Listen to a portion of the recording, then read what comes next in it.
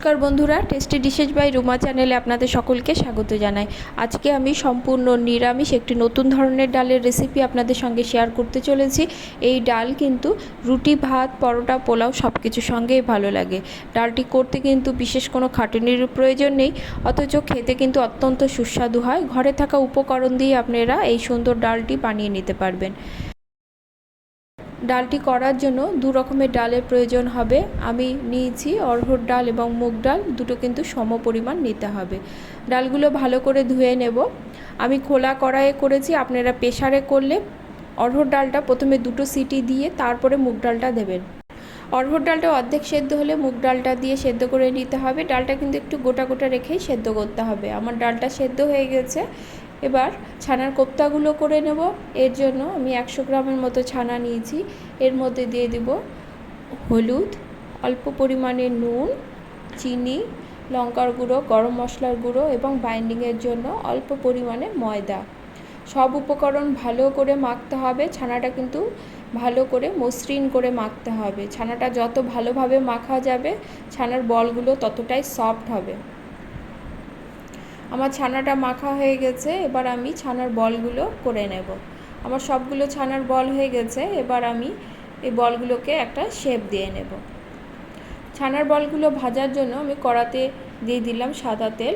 এই রান্নাটি কিন্তু আমি আজকে সাদা তেলেই করব। তেলটা গরম হলে ছানার বলগুলোকে আমি ভেজে নেব। বলগুলো কিন্তু একটু সাবধানে ভাজতে হবে, খুব নরম থাকার জন্য ভেঙে যেতে পারে। আমার অল্প পরিমাণে বল ছিল দেখে আমি একবারে দিয়ে দিয়েছি। আপনাদের বেশি থাকলে কিন্তু একবারে দিতে যাবেন না, এতে ভেঙে যেতে পারে। ছানার বলগুলো ভাজা হয়ে গেলে তুলে নিয়ে এই তেলে ফোড়নে দেব শুকনো লঙ্কা, তেজপাতা আর দেব গোটা গরম মশলা। গোটা গরম মশলার মধ্যে আমি নিয়েছি এলাচ, দারচিনি এবং লবঙ্গ। এবার এর মধ্যে দিয়ে দেব হাফ চামচের মতো গোটা জিরে। ফোড়নটা দিয়ে সুন্দর গন্ধ বেরোলে এর মধ্যে দিয়ে দিব আমি 1 চামচের মতো আদা বাটা। আদা বাটাটা দিয়ে কিন্তু একটু কষিয়ে নেব। নিয়ে এর মধ্যে দিয়ে দিব আমি 1 চামচ জিরে বাটা আর দেব হাফ চামচের মতো কাঁচা লঙ্কা বাটা। মশলাতে দেব অল্প পরিমাণে জল, এতে মশলাটা কষানো যেমন ভালো হয়, মশলাটা কিন্তু পুড়ে যায় না। বেশ কিছুটা কিশমিশ দিয়ে দেব, দিয়ে একটু ভাজা ভাজা করে নেব। এতে কিশমিশটা বেশ ফুলে উঠবে, খেতে কিন্তু বেশ ভালো লাগে। কালারের জন্য দিয়ে দিব হাফ চামচের মতো হলুদ গুঁড়ো। আপনারা আপনাদের ডালের পরিমাণ অনুসারে হলুদ গুঁড়োর পরিমাণ এবং মশলার পরিমাণটা কম বা বেশি করতে পারেন। হলুদটা দিয়ে কাঁচা গন্ধ চলে যাওয়া পর্যন্ত একটু মশলার সঙ্গে কষিয়ে নেব। মশলাটা আমার কষানো হয়ে গেছে। এবার আমি সেদ্ধ করে রাখা ডালটা দিয়ে দেব। ডালটা দিয়ে মশলার সঙ্গে ভালো করে মিশিয়ে নিতে হবে। ডালটা আমার কিন্তু বেশ ঘন লাগছে। আমি এর মধ্যে আরেকটু জল অ্যাড করব। গ্যাসের ফ্লেমটা কিন্তু মিডিয়াম থেকে লোতে রাখবো। এবার আমি এর মধ্যে ভেজে রাখা পনির কোপ্তাগুলো দিয়ে দেব। পনিরগুলো ভাজাই আছে, তাই হতে বেশি সময় লাগবে না। এবার এর মধ্যে দিয়ে দিব স্বাদ অনুসারে চিনি। এই ডালটা একটু মিষ্টি হয়, তাই চিনিটা অবশ্যই পড়বে। আপনারা যদি মিষ্টি পছন্দ না করেন, সেক্ষেত্রে আপনারা মিষ্টিটা স্কিপ করতে পারেন।